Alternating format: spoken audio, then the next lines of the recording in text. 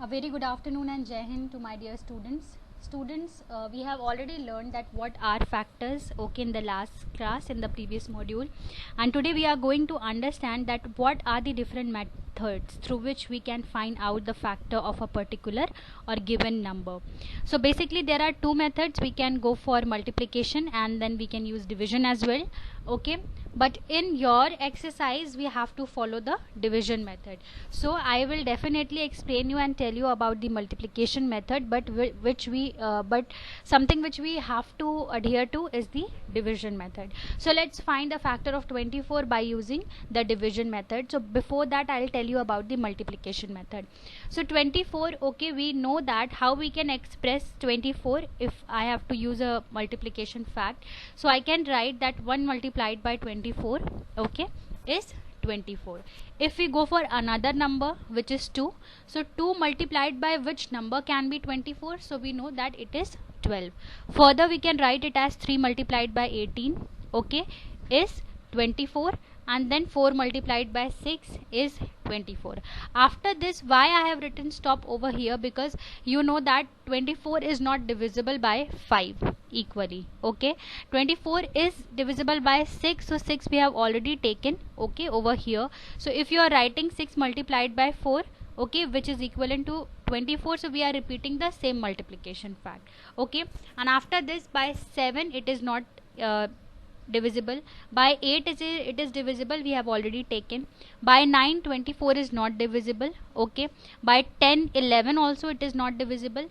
12 we have already taken, okay. So and starting from the number 13 till 23, there is no number which is going to divide 24 equally except 24. So this we have already taken, so that is why I have written stop over here. So all these things you will have to, okay, think mentally, right, that what are the exact numbers, okay, which will be able to divide 24, okay, or 24 is divisible by that particular number, okay, or not. This you will have to check, okay. So this is how through the multiplication method we can find the factor, different factors of 24, okay. But when it comes to the division method, okay, we have to follow, okay, we have to write in the form of division fact. So we know that 24 when divided by 1 we will get 24. 24 divided by 2 is 12, okay. 22 further will be divided by 3, it is equivalent to 8, okay.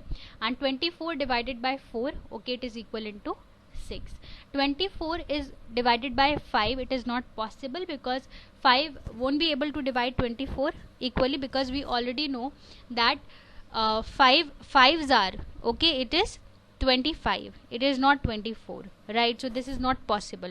And after this, if we talk about 24 divided by 6, so we will get 4, we have already mentioned over here, okay. So this will be just opposite of this. 24 divided by 4 equivalent to 6, okay, it is as same as 24 divided by 6 equivalent to 4.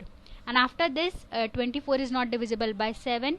8 we have already included, it is not divisible by 9, 10 or 11. By 12, okay, it is already divisible, fine.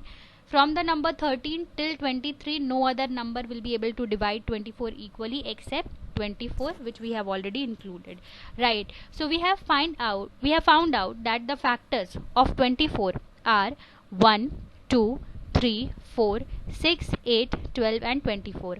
What are the factors when we have done the division method? It is 1 2 3 4. By 5 it is not possible, so we will not include this. Then 6 8 12 and 24, okay.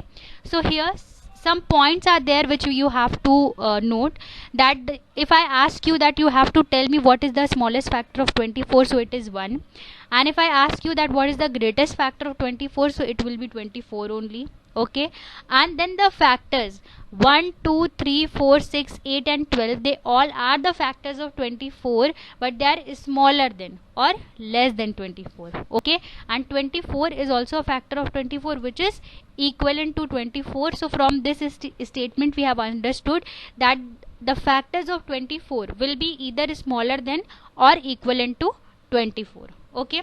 One more thing which you have to keep in your mind, that when you divide one number, okay, which will be the dividend obviously, by another number which will be the divisor, and there is no remainder left. Okay, so in that case the divisor and the quotient will become the factors of the number.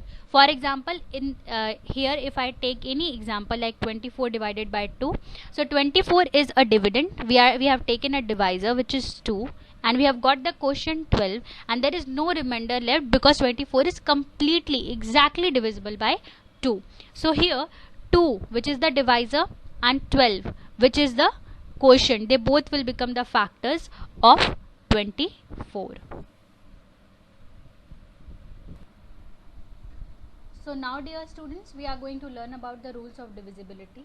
Okay, so we all know that the rules of divisibility will help you, they will help you to find out which numbers divide others without leaving any remainder. So if we talk about divisibility, so what it is all about, let's say you have taken a number and you have decided to divide it by any other number.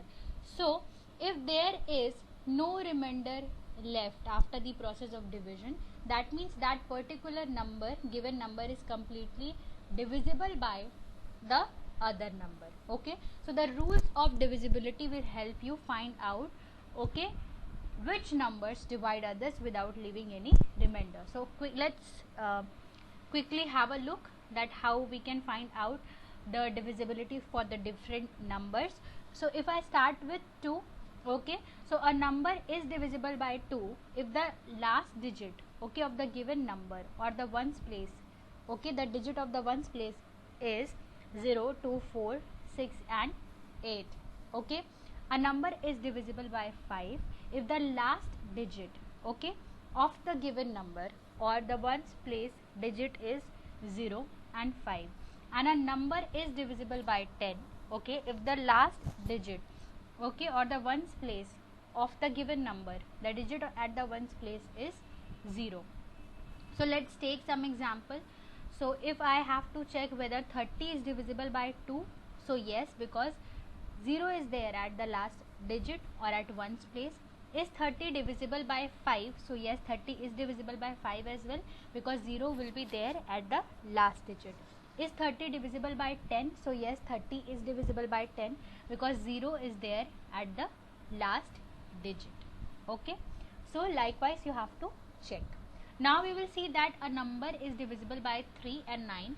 So for 3 and 9 there are some other rules which says that if the sum of the digits of the given number is divisible by 3 or 9, that means the number is also divisible by 3 and 9. So let's check out a number. What does it mean? What is the meaning of the sum of the digits?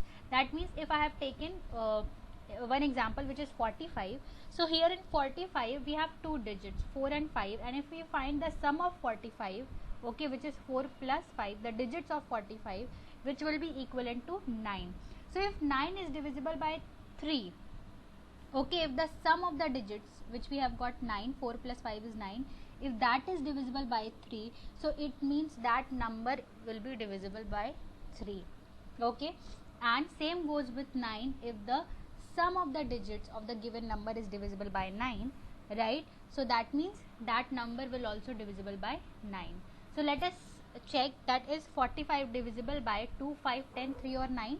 So 45 is not divisible by 2 because we have 5 at the last digit, okay, but we do not have 0, 2, 4, 6 and 8, so that means 45 is not divisible by 2. Is 45 divisible by 3? So let's check the sum of the digits. So 4 plus 5 is equivalent to 9. 9 is divisible by 3, okay, so that means yes, 45 will also be divisible by 5. Is 45 divisible by 5? Yes, because we have 5 at the last digit. Okay, after this we will check, is 45 divisible by 9? So yes, it is divisible by 9. We will check the sum of the digits. So 4 plus 5 is 9. 9 is divisible by 9, so that means 45 will also be divisible by 9. Is 45 divisible by 10?